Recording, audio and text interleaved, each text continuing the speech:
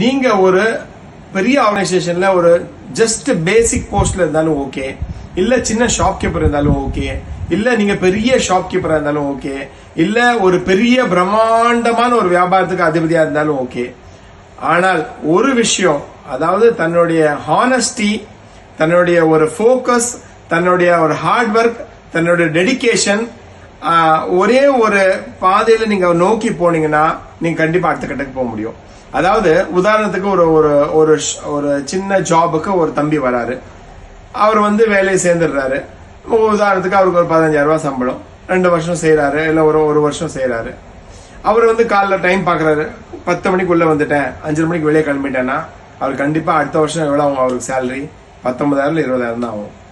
அதே தம்பி தன்னுடைய சொந்த அண்ணன் கடை நினைச்சிட்டு காலையில 9 மணிக்கு வராரு, நைட் 7 மணி 8 மணி கூட போறாரு, இருந்துட்டு ஒவ்வொரு கிட்ட இருந்து நுணுக்கமா அந்த வியாபாரத்தை கத்துக்கிறாரு பாருங்க.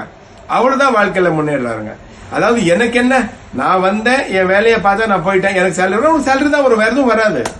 ஆனால் நீங்க அடுத்த கட்டமா இந்த வியாபாரத்துல உள்ள நுணுக்கங்கள் அடுத்த கட்டம் என்னென்ன நான் கத்துக்கணும்னு நினைச்சீங்கன்னா உங்களுக்கு வேற லெவல் உங்களோட லைஃப்ல நீங்க கண்டிப்பா போக முடியும்.